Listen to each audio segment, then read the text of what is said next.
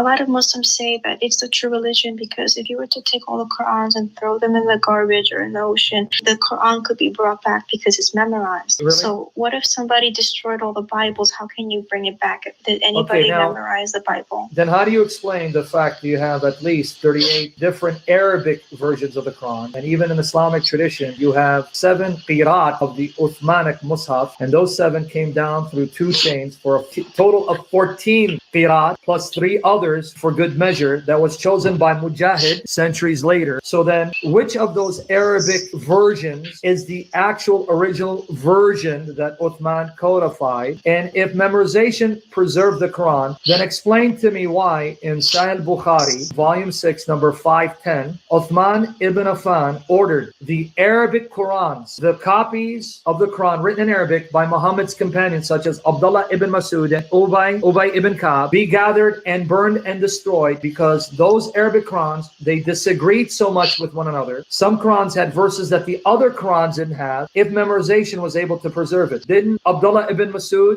memorize the Quran? Didn't Ubay ibn Ka'b memorize the Quran? If so, why is it when they wrote down the Quran, their Qurans contradicted each other and didn't completely agree? I don't know about that. I just know that. Of course you're not going to know. They're not going to tell you. Exactly. They're not going to tell you. And as far as the Bible's concerned, let me tell you why the Bible can't be destroyed. When the Bible books were written, they were immediately copied and sent to different centers all over the world. So if I wrote a book, the people made copies of it and spread it to other parts of the world. So from early on, the books of the Bible were mass copied and sent all over the world at a time in which you didn't have internet, you didn't have email, you didn't have UPS. So you'd make a copy, and by the time, let's say you're in Israel and you go to Rome, it'll take you weeks, if not months, to get there. And there you give the copy to the church there and they start copying it. So what happens is the Bible is mass copied, which is why today, right now, we still have in our possession in museums all over the world nearly 25,000 copies of the books of the Bible in different languages. As far as the New Testament written in Greek, we have about 5,300 copies in Greek.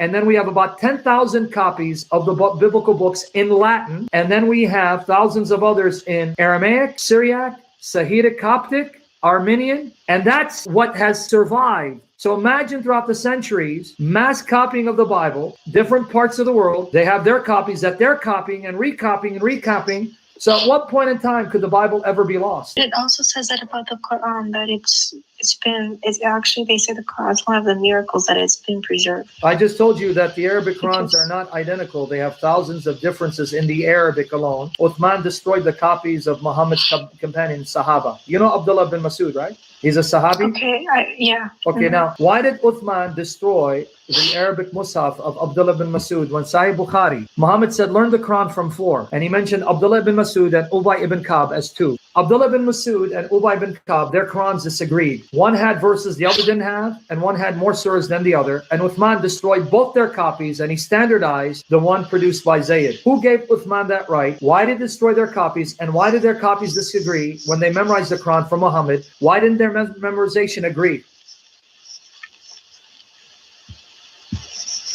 I don't know about that, honestly. Yeah, I know you don't know because the Muslims aren't not telling you. They're deceiving you. The Quran doesn't say Allah will preserve the Quran. I'll tell you what it says. Chapter 15, verse 9. It says, we sent down the reminder and we will guard it. Now, the Muslims will tell you that there, the reminder means the Quran. No, if you read the Quran, it's not just the Quran. The dhikr refers to all the books that Allah sent down through his messengers, that he'll preserve all of them, because the Quran calls the Bible reminder. Okay. So do you believe the Quran, that Allah preserved the dhikr, the reminder? I believe the Quran was preserved. No, let me repeat my question, young sister. Do you believe the Quran when it says Allah will preserve dhikr? That's chapter 15, verse 9, meaning the reminder in English, reminder or remembrance. Do you believe Allah preserved the dhikr?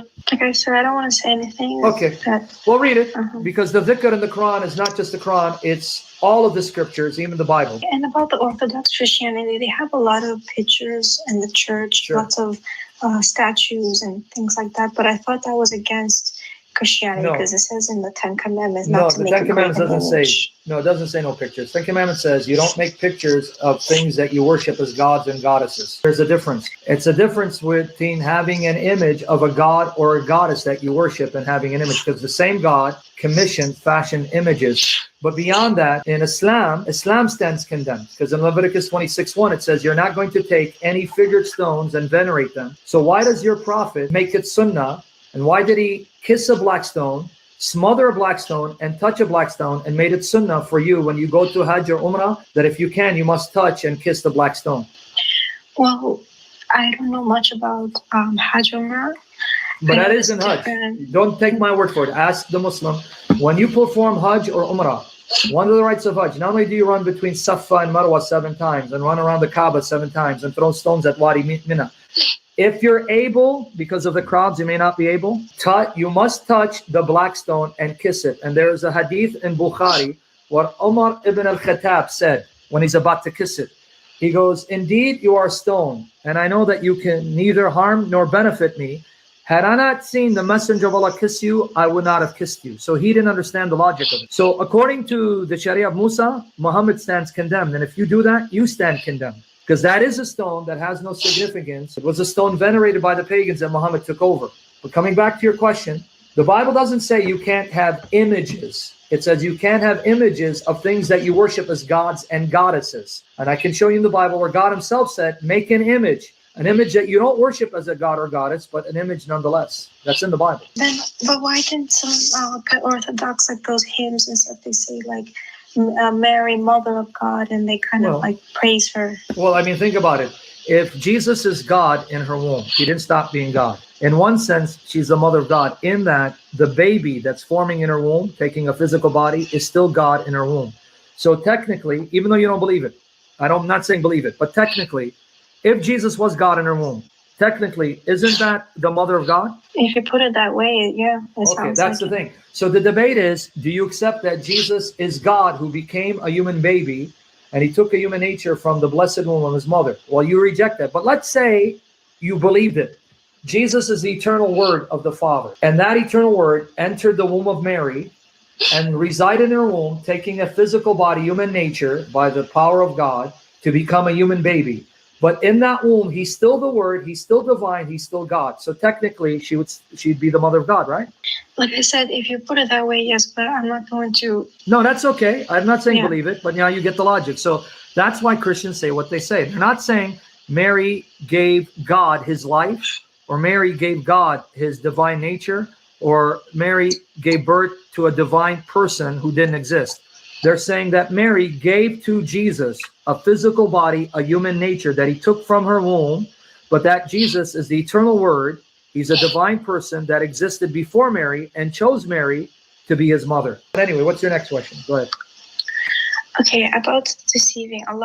I actually watched a lot of debates with you and David Wood and others, and they mentioned a lot about Muslims using taqiyya, like mostly towards converts, like deceiving them about the religion, saying just like they deceived you about the Quran.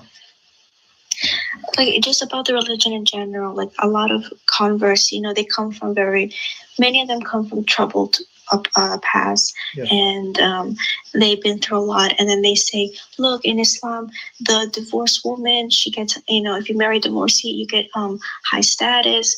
Really? And, the Prophet, he married the widow, he helped all the women.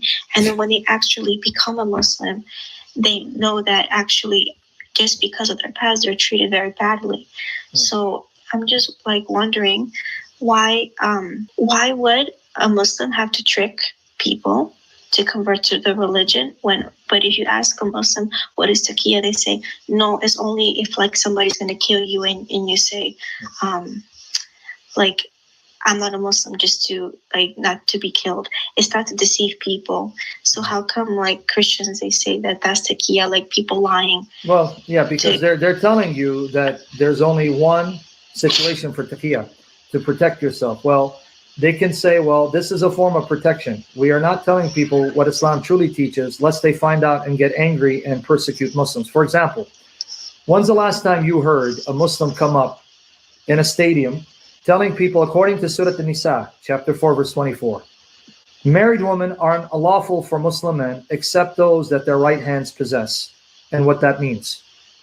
Have you heard of that verse? Captive of war. Okay. Right? So now if a Muslim attacks my place, he attacks my place right now, and I'm married and I have my daughters. According to that verse, they can take my wife and sleep with her and even sleep with my daughters. They don't need my permission or her. Now, how many non-Muslims are going to be happy with that? That if the Muslims do have the upper hand and they attack, they have that freedom. You see, when somebody starts asking questions like this, even in Islam, they say it's like you shouldn't be Fear questioning. tactics, exactly. Fear tactics. And the reason why is because Muhammad condemned people asking too much questions, because it's in Surah Al-Ma'idah 5:101, 102. He tells them, do not ask questions because people before you asked and they lost their faith.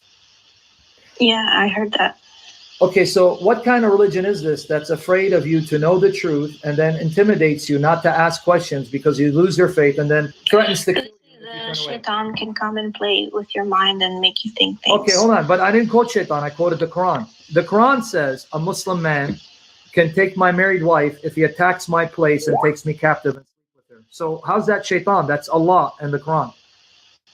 No, I said shaitan comes and tries to like misguide people by putting thoughts in their head. Like if you were to ask a question like, what's the purpose or who created Allah? Is that shaitan putting in my head asking, what in the world is this religion that would allow them to sleep with my wife if they took me captive? That's shaitan telling me to be upset, or is that God?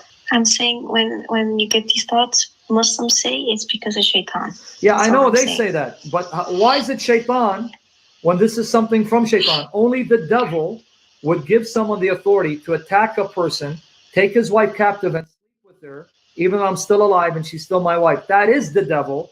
It's God who would put these thoughts in my mind to start questioning, not the devil.